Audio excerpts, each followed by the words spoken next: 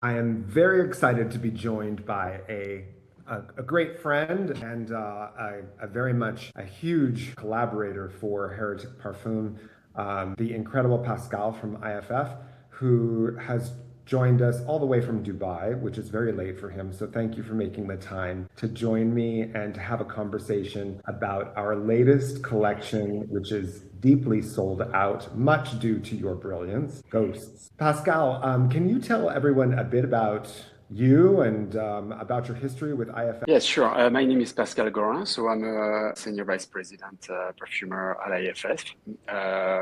I joined IFF over 30 years ago. First, I was hired in Paris, but I've been assigned directly to Asia. So I worked for the first 2.5 years, 3 years in Hong Kong at the time, which was the headquarters for Asia. Then from Hong Kong, after 3 years, I was transferred to our actually worldwide headquarters, which is in New York. And I've worked in New York Creative Center for 28 years. And I've been transferred very recently, September 2025, to the brand new Dubai Creative Center. And I've been there and I've been developing Ghost actually with you from Dubai actually for the last 8 months or so. Brilliant. Yeah, it was really a terrifying moment when you had said that you were leaving to go to Dubai, because we've developed some really incredible fragrances together, and I was really fearful that we weren't going to be able to continue. And actually, the team at IFF had said, we're going to have to part ways, and Pascal's going to go on into Dubai. And I think I raised a little bit of a stink, Yes. and I don't think that that's going to happen. And so I really appreciate you taking the time, to work with us. No, and I have to say, I'm glad you said that, but I think I'm very lucky to be in a company with IFF who understand the relationship and the creative importance at the creative level to when you connect with a brand, when you connect with a creator like you, to keep that and to cherish it and to protect it. So they give me the green light basically to say, yes, you're going to be in Dubai, but if there is any people, any brand, any people you still want to work with, there is no problem. And I think today we have the technology where actually it doesn't change anything, whether I'm in New York or because we are, you're in LA. So we rarely see each other, even when I was in New York, and it didn't change anything. You had a few hours and that's it. So we are lucky to live in a time where time difference and that doesn't change much. And I think on the contrary, I would say that even for me, and it's one of the reasons why I moved, adding a different perspective with a different market and to be surrounded by different people with a different culture and different taste, I think is only adding a certain richness to what I can do creatively and what I can still learn, obviously. And I think it's beneficial for you and for the brand. So at the end of the day, I think it's all good. I absolutely agree. Pascal, you have been working in the industry for a very long time, and you have developed, I think, some of the most extraordinary fragrances for some of the most prestigious luxury houses in the industry. I have a question for you. Why would you want to continue to work with Heretic? What does, we're such an oddball brand, and I'm very comfortable, now 12 years, almost 13 years in, to be able to say, that we are definitely marching to the beat of our own drum and doing our own thing. And, why was it that you wanted to continue working with us and, to working with me to be able to develop these fragrances? So it's a very good question. And I realized very early on in my career that I was very bad at working on briefs if there is not a person in front of me. And so I connect to the person before I connect to the brief and the brand. And I've been very lucky to always have, to be supported in that approach by my company, by IFF, who understand that that sense of balance that you need at a creative level. And we all, you're going to meet 10 perfumers and they all have a very different way to connect. Nobody is right, nobody is wrong. It's just a matter of knowing what is the fuel for your engine. And the fuel for me is the person in front of me. And somebody else could come with your brand, with the same name, with the same brief, with the same story. I would give something very different. Or I might not even work on it. And IFF has always given me the freedom to accept or not working on a brief, because they understand that if you do not connect at whatever level it is, it's a waste of time for the brand and it's a waste of time for us. And you would rather have people that have that connection. And and it has nothing to do with the brand itself. It has nothing to do with the quality of the product, nothing to do with that.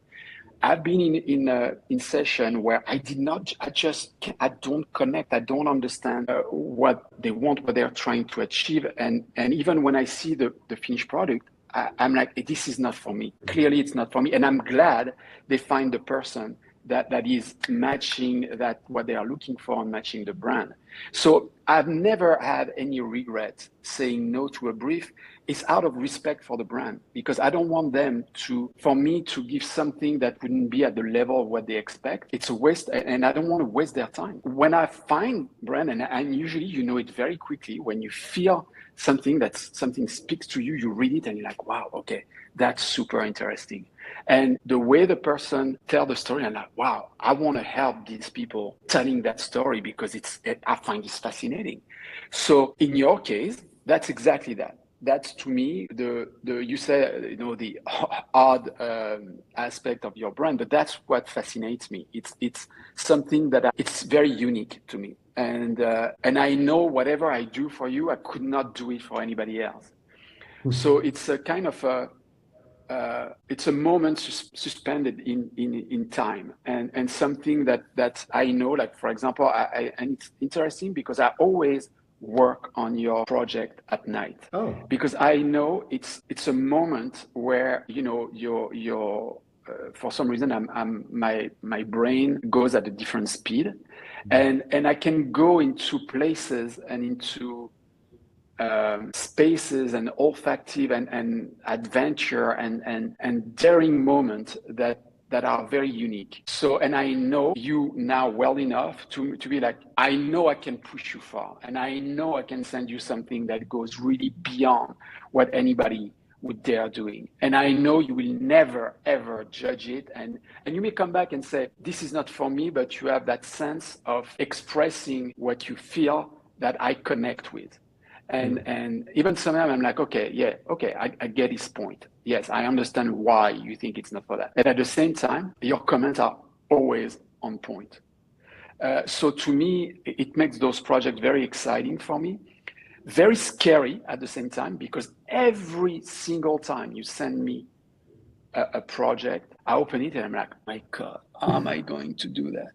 And so I have that moment of but that moment of, I think it's David Bowie was saying that, and I find it's a perfect explanation of what a creative work is.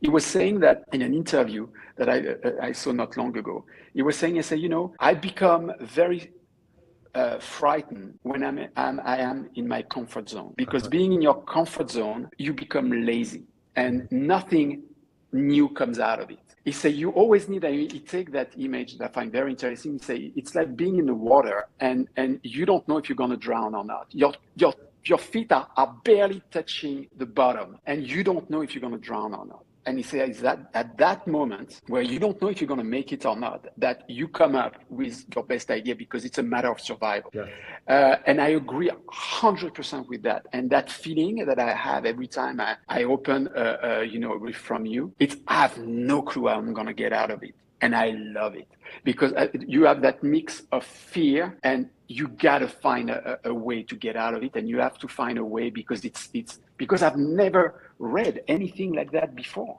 So it forces you to get you out of your comfort zone. It's and in a way that's that's one of the reasons why I came to Dubai also. It's because it's something new. It's something I don't know if I'm going to make it or not. I don't know if I'm going to be successful or not here. And you have that moment of panic. But at the same time, that's where you go to the next level, and that's where you. So I love that sensation, and I think it's a slow death when you are on cruise control, and you're like, tomorrow will be good. Man, I couldn't agree more. I couldn't agree more. And I'll tell you that the feeling is so mutual. This, I think, in particular, the Ghost project was like about as abstract as you possibly could get when we're talking about something that is the only word is ephemeral. I mean, it's like we're talking about something that may or may not exist. Everyone experiences it differently. And like, how do we capture this feeling in a bottle? And so I really, in thinking a lot about our dialogue, because we worked on this for quite a while, I was referring to our sessions as like seances, where it felt like you and I were communicating via obviously words and notes and all of those things, but it was such a unique experience. So with Ghosts, because Ghost really isn't built around places or flowers or traditional fragrance families, it's really built around the idea of the supernatural. When I first approached you with this concept, what was your initial reaction as a perfumer to this? You mentioned, there was a lot of things that was very clear in the first time I read it. It's you wanted to get out of, like when you were using certain olfactive territory, you clearly didn't want to go after what everybody was going after. So it was forcing you, like when you were talking about minerality, about floral note, it was in a way that is different and something that people have never smelled before. So it once again, it forced you to say, okay, how can I do that? How can I use this and bring a sensation that is, and how can I bring that olfactively? So it's more about feeling, and I think what I've tried to do on each and every one of them, it's work more with suggestion than work with statement. Meaning by that, I don't want to impose on people something. It's because say it yourself, your ghosts are different than mine. And I think ghosts are a reflection of who you are in a way. I think it's Anais Nin who said, we don't see people the way they are, we see people the way we are. Mm-hmm. And I think ghosts for me relate to that. It's everybody is going to see it and interpret it depending on who you are, what your personality is. And I love that idea of creating a collection that for person X and Y, even though they smell the same thing, they're going to interpret it very differently because you've left enough room for them to put their imagination in and to make it their own. And so it's not like what I would say frontal type of fragrance where I tell you it's jasmine and you see it's jasmine, you see it's rose, you see it's patchouli, you see it's an amber. It's more, I'm giving you hint, I'm giving you clues, but it can be pretty much whatever you want. But at the end of the day, person X may feel it like a certain way, but person Y may feel very different, and none of them are either right or wrong. Mm-hmm. And to me, the ghost story is that it's that sense of very personal adventure based on what your past is, what your experience are, what do you bring on the table yourself to the conversation. Mm-hmm. That's pretty much the way all the fragrance of the collection are being built, bringing different sensation, different texture, different element, but there is a common thread to all of them. Yeah, I totally agree. I mean, I think that what you brought to this project was so unique. And I think for those who's listening to this, Pascal and I have a very unique way of working. I don't know how you work with other houses or other clients. I know how we work, and I really love, and I'm also I'm in eternal gratitude to you for humoring me because, I am not a formally trained perfumer by any stretch of the imagination. I think what I would definitely say is I have a PhD in curiosity, and I love being able to explore the world of the olfactive. And so, when we were working, a lot of times I will develop these accords because, again, I think it allows me to communicate in a more effective way. Even though we may end up in a very, very different place, we kind of start off in this place where I'm trying to construct something that exhibits an idea. And then you really take it and turn these kind of like very Crayola drawings into something that is like a beautiful, Spanish master oil painting that is such a unique and beautiful, expression. So I really appreciate very much the way that we, kind of dance back and forth. And there's many times where I literally have absolutely no clue where to begin. And so that's, I think, just such an interesting place, again, from two creatives to be able to work together. It's a very special space. Yeah, but I think, a lot of credit goes to you in terms of the space you create, and not just into, I think you're extremely good you're a master at creating a universe and writing a paragraph that is so phantasmagoric and so full of color, full of image, full of when you receive that on the other side, it gives you such an open field creatively. Plus, and how important it is in fragrance. You give us the budget for it, and I have to say you are being extremely generous with your audience and with your customer, because what they get in a bottle in terms of quality of ingredients, and because you give us enough room. I have never been in a situation with you where the creativity was limited by the budget, which it's super important. I mean, people don't always realize it can be a huge disadvantage when this is something that is basically stopping you to go further. I've never had that issue with you. And I know that even if for whatever reason, I would say, okay, we're going to have to make an exception on this because for X, Y, and Z, I know you would have no problem with it. As long as it's justified. Your customer, really quality-wise, they may agree or not on the aesthetic of it, on this and this product. That's a matter of taste, but they can never argue about the quality of there is no argument to have about the quality of what you put in the bottle, for sure. Thank you very much. So every perfumer, I think, and this is one of the things I just love about working with you, is how all perfumers are very inspired by art and music and literature. But I think, one of the things I love so much and we have such a connection about is music. And, obviously every perfumer has a different way of approaching a project creatively. Was there music or literature or films that became part of the process while you were brainstorming on these formulas? Yes, actually, you sent me a playlist that I was listening to, and I have to say this is and I find this very interesting because probably the only playlist I've ever received that I didn't know any of the song on it, which I find I loved it. I think my music culture is probably above average, but that was super interesting. After that, there is also the fact that you mentioned also very early on, the fact of Chelsea Wolfe also being part of it, and she's an author that I really like because she has, like you, she has her own universe. There is no compromise. And to me, what I loved about her, it's because it brings me back to certain musicians and certain other artists, such that I see, what I love is when I can understand the connection. It's not obvious. And for me, even as perfumer, when you first start, you feed yourself from people that have paved the way before you. And you always, any art form, people always start by imitating. That's how you learn. That's how you learn the basic. The most difficult part is going from being an imitator to an innovator.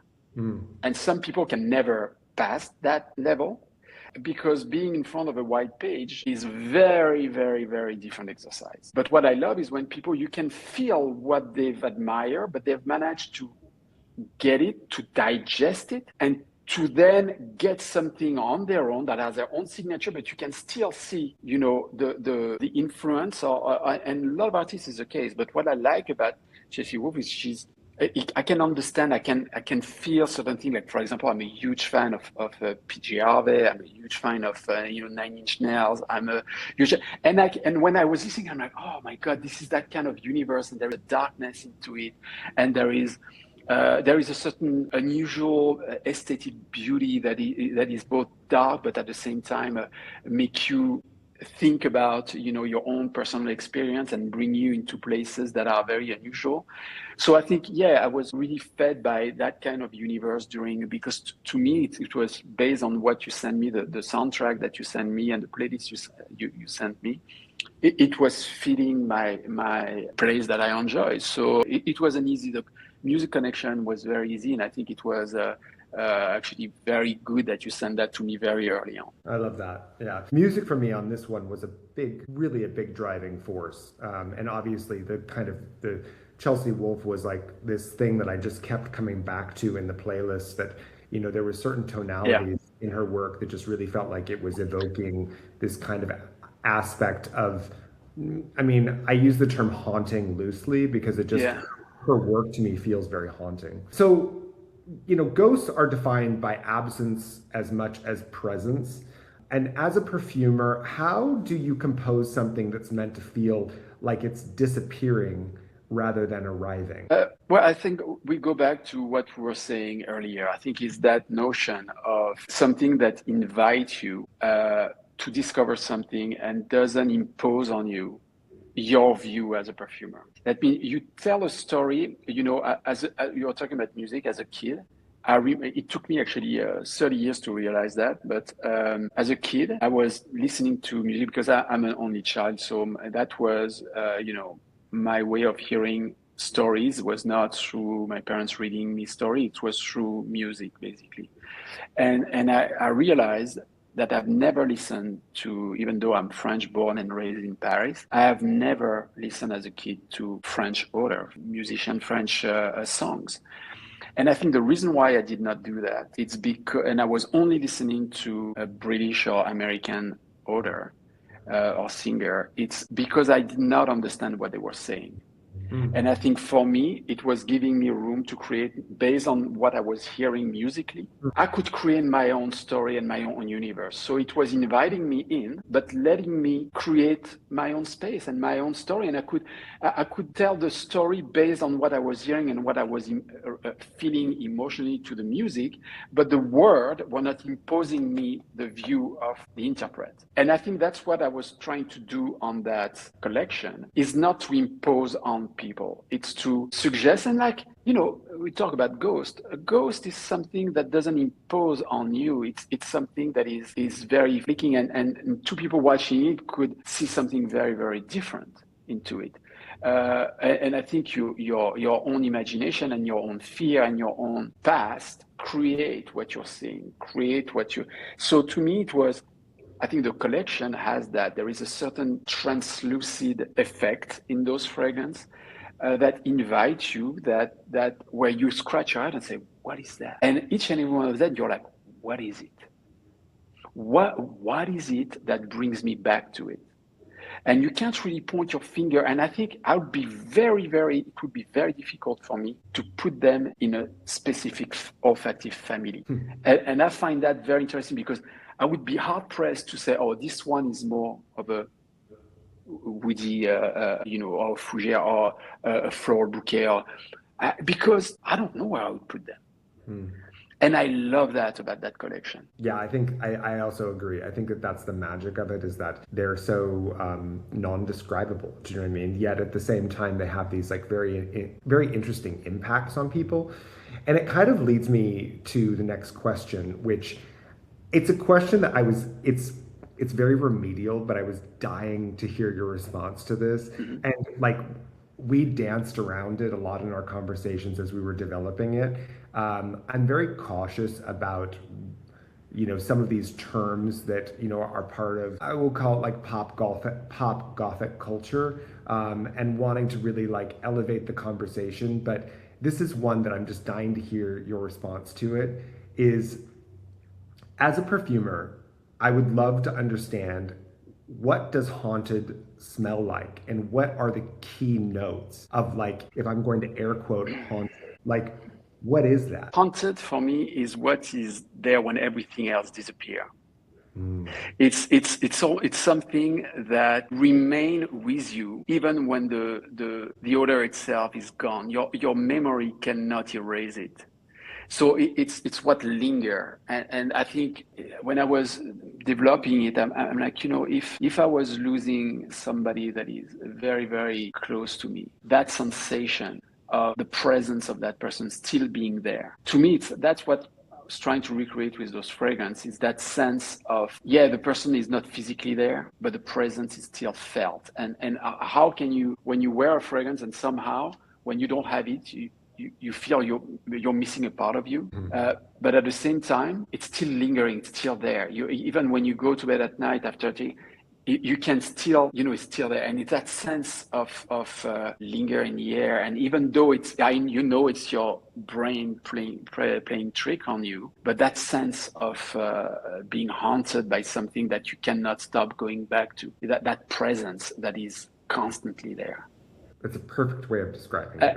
And I think if you look at the fragrance that we played a lot with, I would say all of those fragrances actually are extremely substantive, are really built on back note, like rich, like not amber in a classic way, but like, it's rich in ambroxan, it's rich in like really high-end musk, it's rich in those, thanks to, LMR, Laboratoire Manicremies Naturals, they linger for, they're so powerful and give you such a richness in a background. And that's what I was talking about when you were talking about the budget working with you. It's, you can gonna be able to use that because usually very often the most of your budget go into the background note, because those are expensive. The woods are expensive, the ambers are expensive, a lot of musk are expensive, the natural, the absolutes are expensive. So when you play that, you can build like those very, very long lasting, and long lasting doesn't mean, once again, in your face. It's not by that, it's not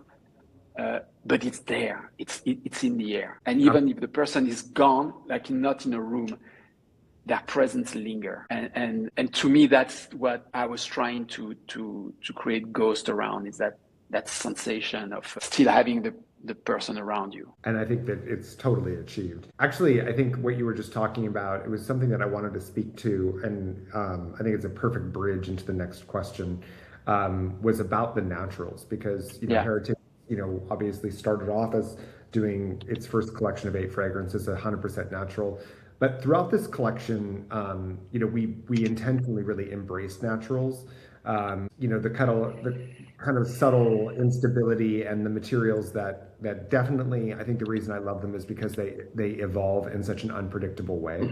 Mm-hmm. Do those imperfections actually make a fragrance feel more alive to you, or perhaps more believable than something that's technically flawless?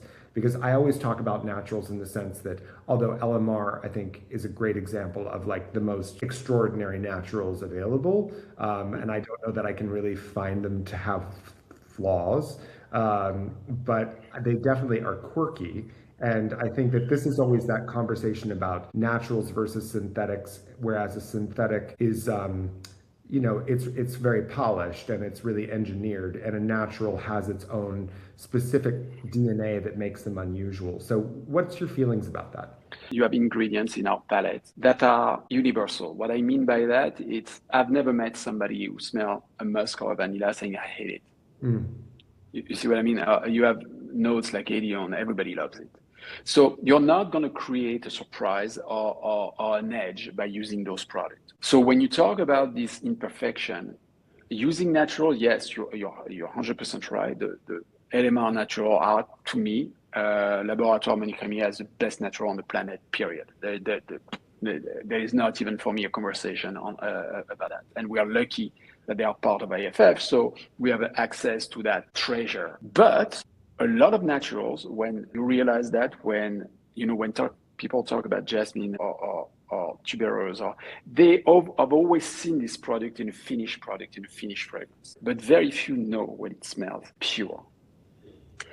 The thing is, even those products, you can do something very bad with very good product.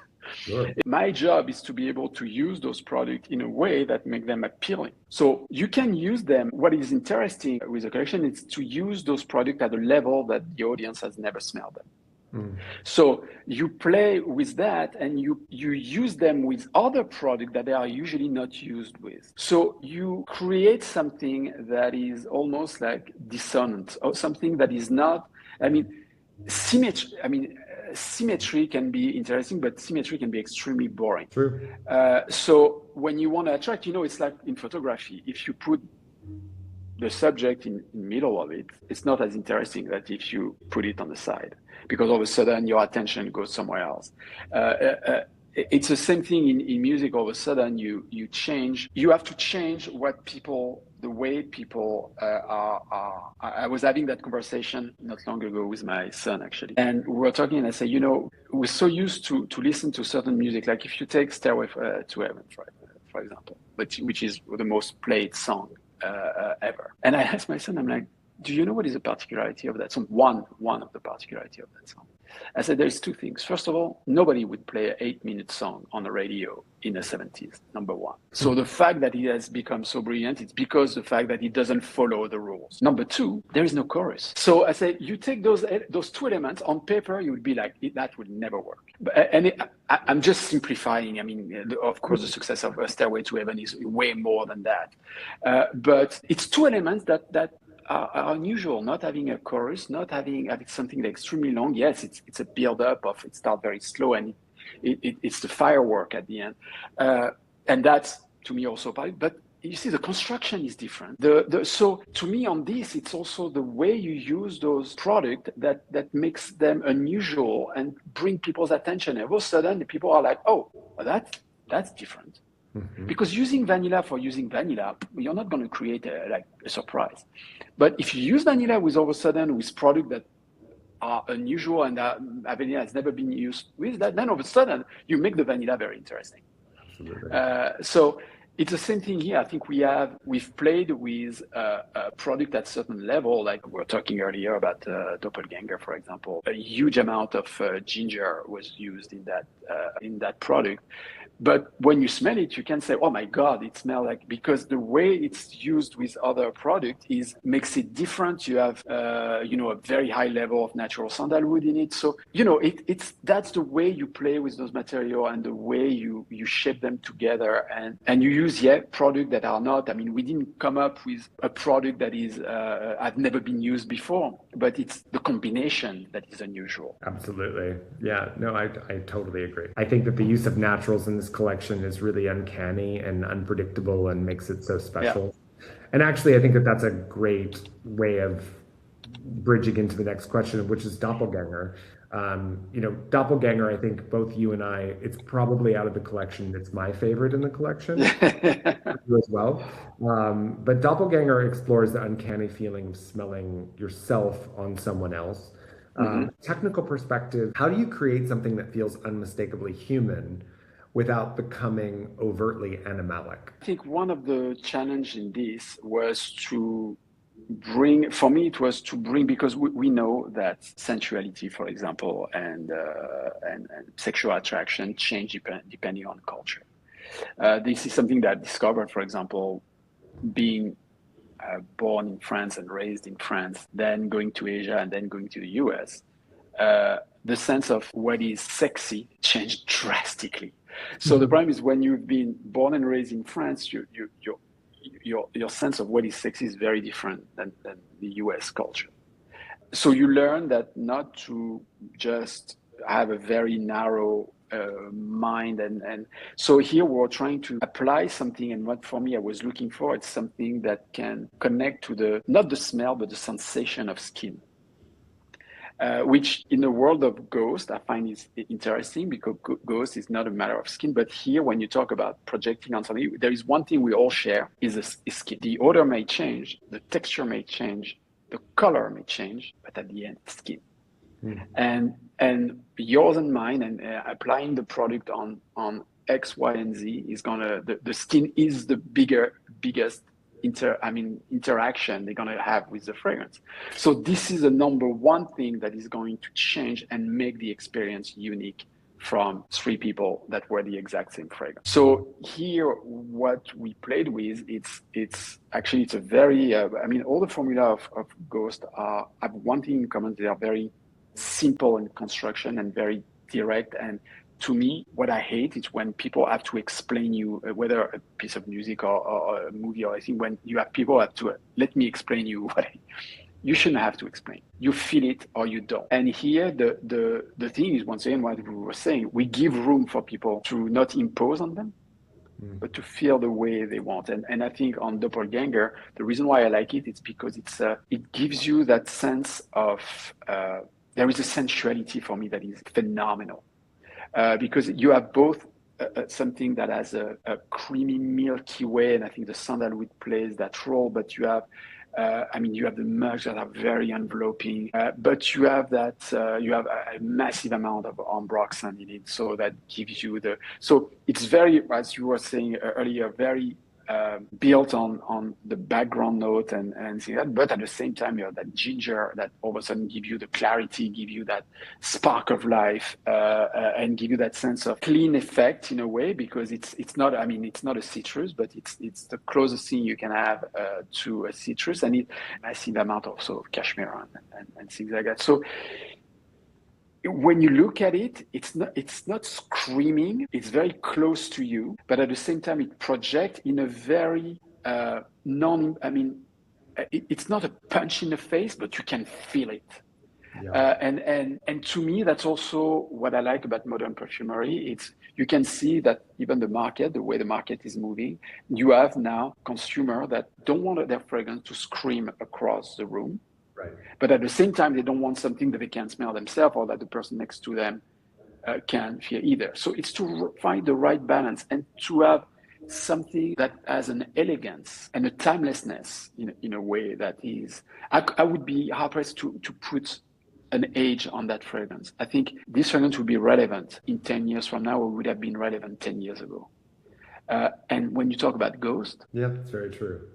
To me, it was finding combination that you cannot identify to a certain period, because we know, and you know that there is certain accords that are the mark of a period, a mark of a decade, a mark of, so because that's the kind of accord that were made in the 70s, in the 80s and 90s or everything. This collection for me doesn't have that. We're trying to stay away from anything that can mark them time-wise, and you can pinpoint and say, oh, that is so 2020.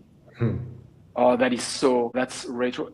You can't say that, because I think I think they were built to avoid that. But to me, that musky sensation and that sense of it's musky and it's so woody at the same time, and it's that spicy. I love the contrast. I love the combination, the unusual combination. I love all that. So I'm like you. It's one of my favorites. Yeah, no, I totally agree. I wanted to ask you just a few more questions. It's been funny, it's been exciting to see obviously the popularity of it and that we're sold out right now. And so we're waiting to come back into stock, but there's definitely like two clear, like standout fragrances in the collection. And it's definitely the Veil and Spectral Grace. These two fragrances have really kind of become the emotional center for the collection, I think, for a lot of people.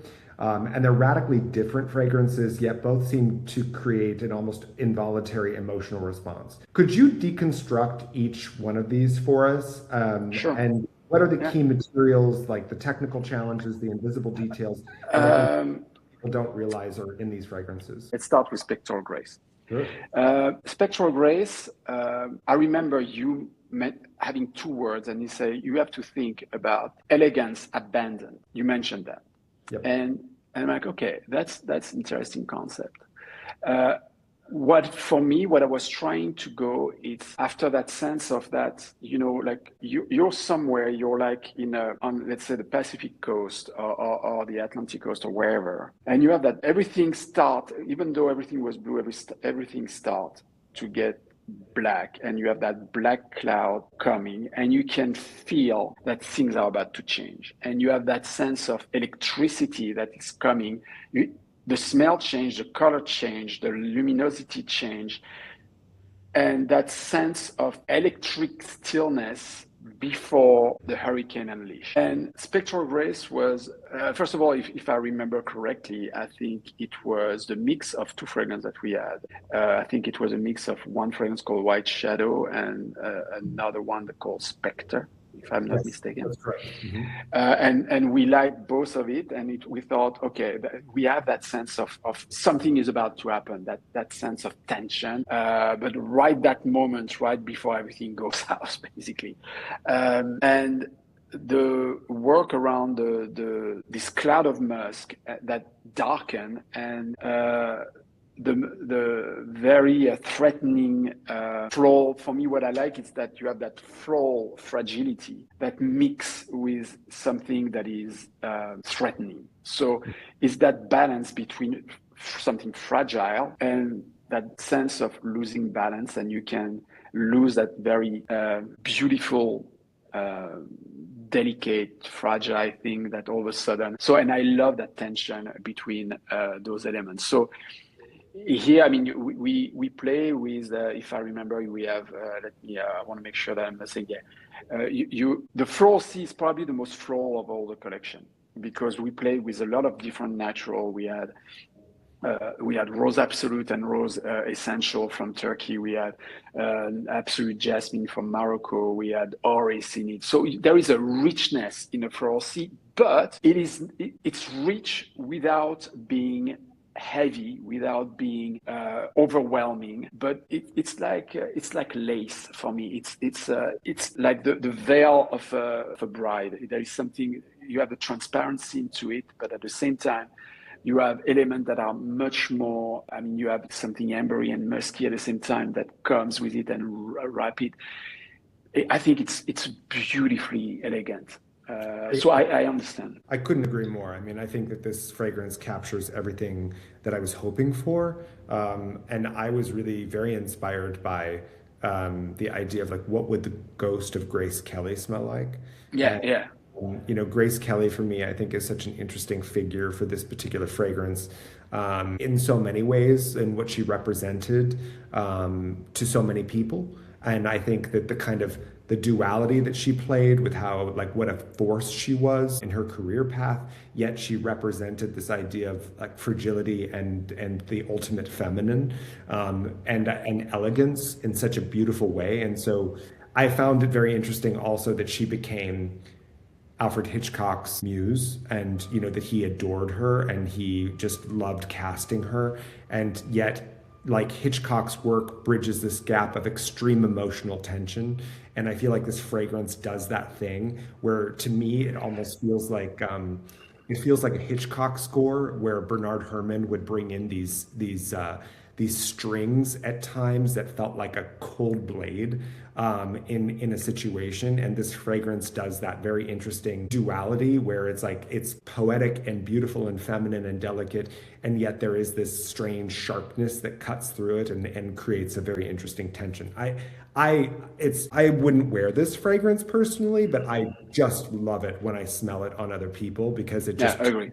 it like shoots me into this catapult of vintage glamour, and it feels definitively Hitchcock, like, you know.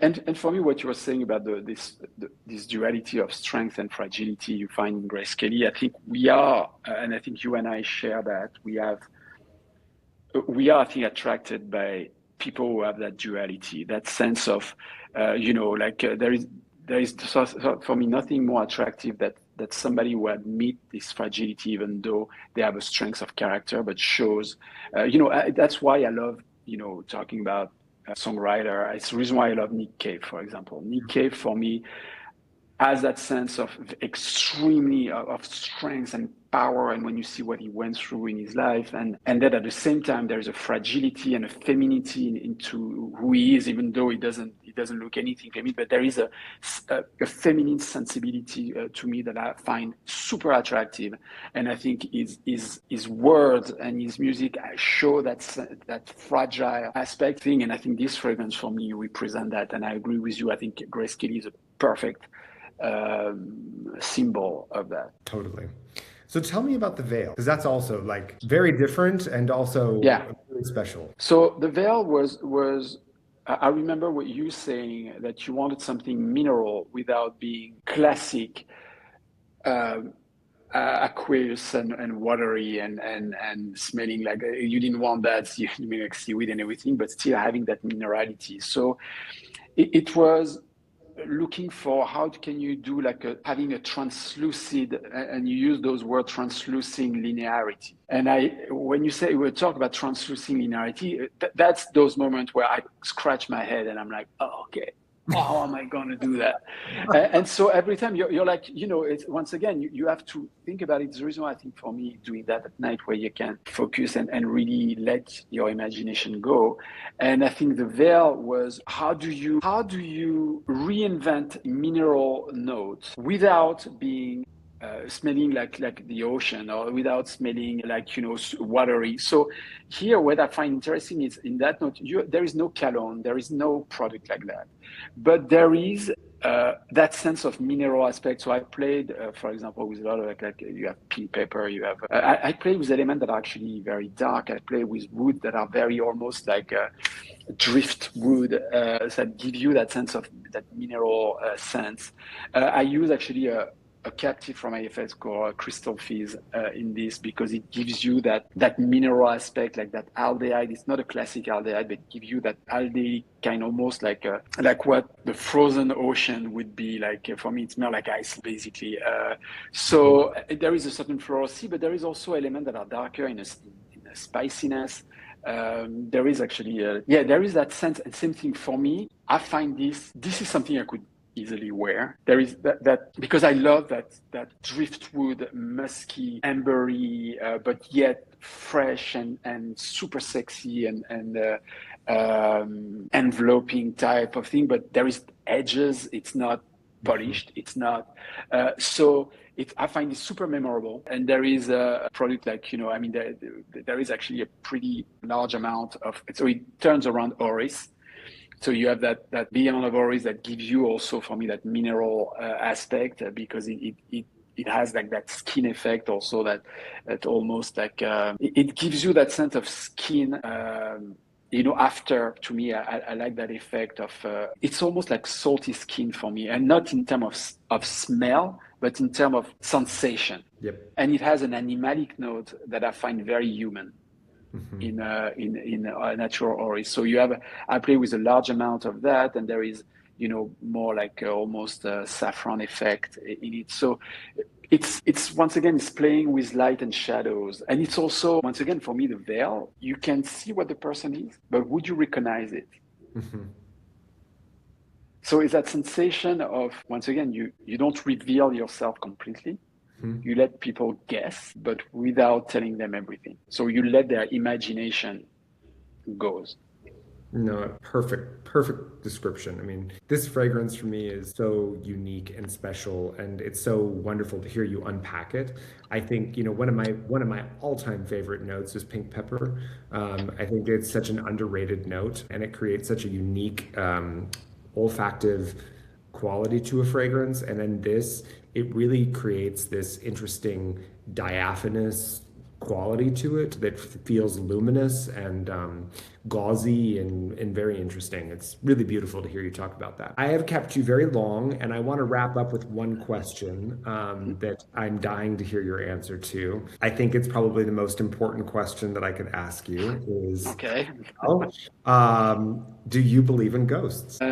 I believe in people impacting your life when they are not there. I believe there is people in my life right now that I will be devastated, literally, if they were not around. But at the same time, I know they will be with me for the rest of my life. So in that measure, yes, I do, because I think I've had people in my life that have had so much impact, and I will never be where I am today without if you do I'm sure it's the same for you. If you look back and you look at how many people have had really an impact in your life that has changed your trajectory. there is not that many. Usually you can count them on one hand if you're lucky. And I think even if those people are not physically present with you, if they are not next to you, they live with you constantly. And there is not a day in your life that you are at some point or another, you don't have the feeling they are next to you. You don't feel their presence. You're like, okay,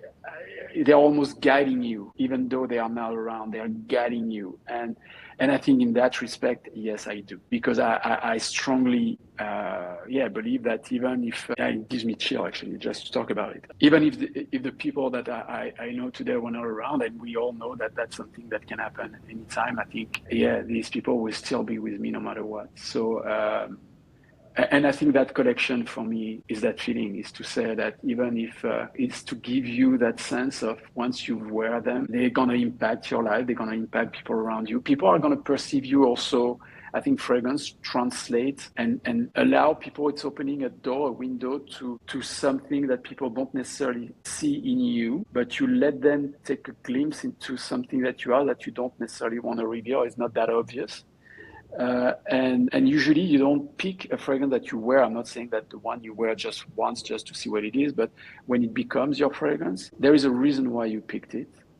It's because it's you think it's represent part of your personality, that sometimes you need this fragrance to show that part of your personality because you cannot express it yourself verbally or emotionally or otherwise. So the fragrance helps you express that, and you keep wearing it because you think it reflects a part of who you are, that represent who you are well. And I think that's the biggest compliment you can receive when you make a fragrance. I'm sure for you, when you go in a place and can feel that, you're like, okay, that person identify and can understand and identify to the story, and it represents who they are. And I think this fragrance, when people are going to smell that, they're going to remember you, not just for you, but also because you show them a part of who you are that's going to haunt you and is going to stay with you. So I think that's what we tried very hard to do. Looking at the success of the collection, I'm guessing we at least succeeded in some respect.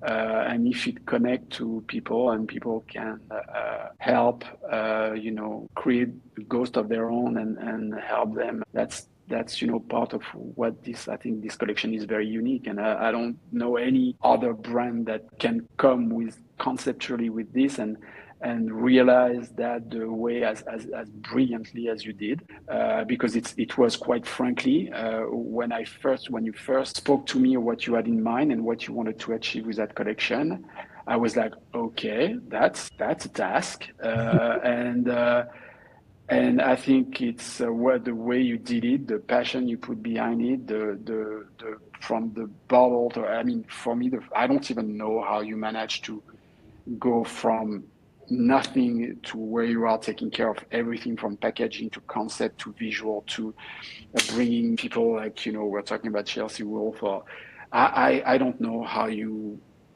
managed to, you're chef d'orchestre, like we say, or what you are doing with your brand is nothing short of brilliant. So I'm really happy to be part of that.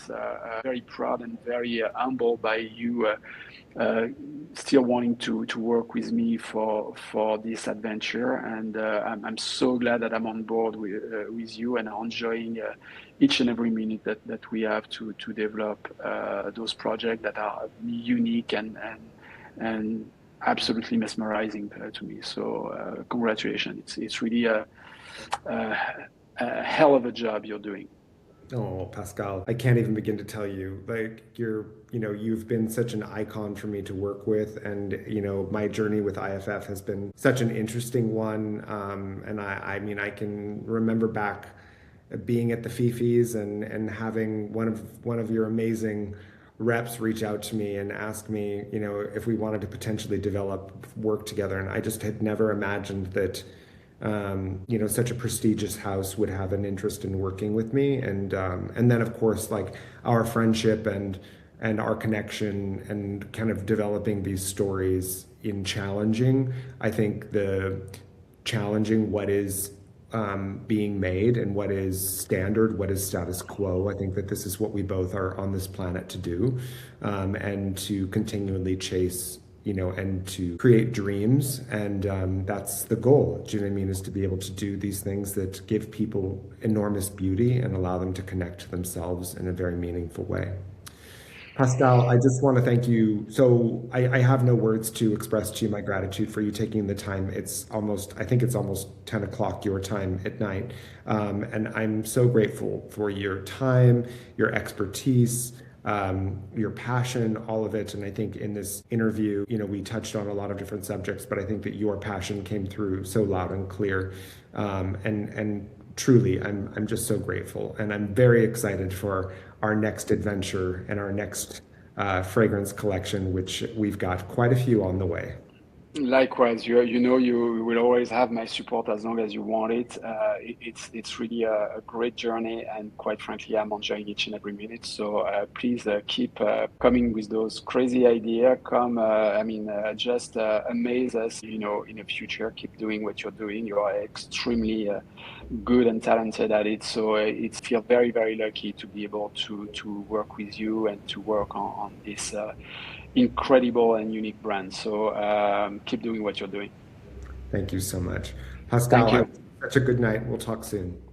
Thank you. Thank you very much. Thank you, Douglas. Bye.